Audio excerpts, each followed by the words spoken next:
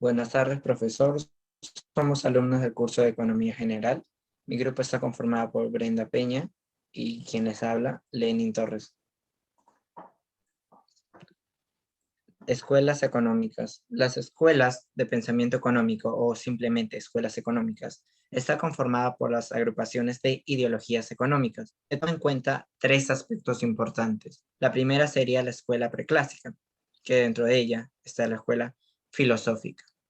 Fundada en el siglo VI a.C., es una manera de pensar o de proceder en relación a la filosofía.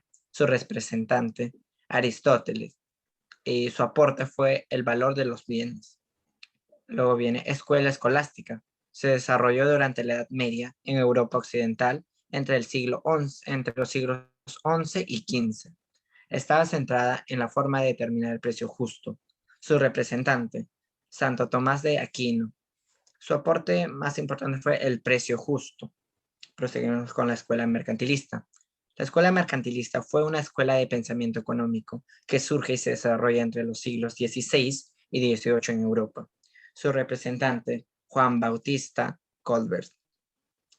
Su aporte fue las exportaciones generan riqueza.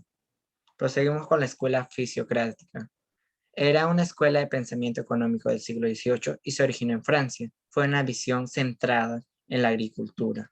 Su representante fue Francisco Quesnay y su aporte fue la tabla económica. Luego continuamos con la escuela clásica, la escuela de pensamiento económico que se desarrolló desde los finales del siglo XVIII hasta finales del siglo XIX y cuyas principales figuras fueron Adam Smith, Thomas Malthus, David Ricardo y John Stuart Mill. Es considerada por muchos la primera escuela económica moderna. Dentro de ella se da la intervención de Adam Smith.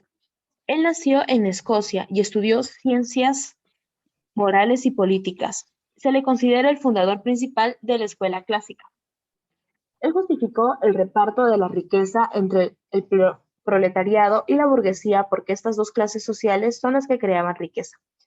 Sus principales aportes fueron la teoría de la acumulación, que está condicionada por la distribución del ingreso entre las diversas clases sociales, y la teoría del valor, en la cual vemos el precio de las materias primas. Adam Smith nos habla de la riqueza de las naciones, que es un tratado que tiene 900 páginas y apareció entre el año 1776. Este libro nos lleva a establecer como uno de los principales pensadores, lo lleva a establecer como uno de los principales pensadores de la historia económica. Dentro del tratado pone un análisis sobre el origen de la prosperidad de países como Inglaterra o Países Bajos. Además, desarrolla teorías económicas y examina diferentes sistemas de economía política, como el mercantilismo y la fisiocracia. La división del trabajo. Adam Smith prometió demostrar la manera de aumentar la riqueza de las naciones, y una de las propuestas que ofreció fue una división de trabajo, y que consiste en la especialización y cooperación de las fuerzas laborales en diferentes tareas y roles, con el objetivo de mejorar la eficiencia. Él también nos habla de la mano invisible. Esta es una ilustración de cómo la ley de la oferta y demanda benefician al conjunto de la sociedad de una manera indirecta. El concepto es el siguiente: no hay nada malo con que cada persona busque su interés individual. Dentro de la escuela clásica también tenemos la escuela marxista. El marxismo como doctrina nació en el siglo XIX, a raíz de la popularización de las ideas de Marx y Engels. Por último, nos encontramos con la escuela posclásica. Dentro de ella tenemos la escuela neoclásica, que surge en la década de 1870 hasta 1920 aproximadamente. Se logró el mejoramiento de las condiciones de vida y los pensadores de la época denominada neoclásica se ocuparon fundamentalmente de la utilidad. Después tenemos la escuela keynesiana, que surge en la década de 1926 hasta 1945, escuela basada teóricamente en las ideas de John Maynard Keynes.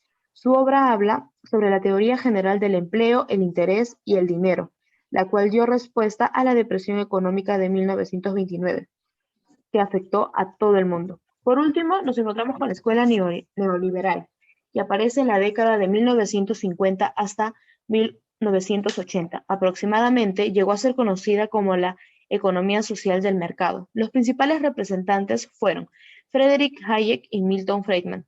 La escuela neoliberal fue la amplia liberalización de la economía libre, donde se llevó a cabo la reducción del gasto público y de la intervención del Estado de la economía. Eso sería todo con respecto a las escuelas económicas. Muchas gracias.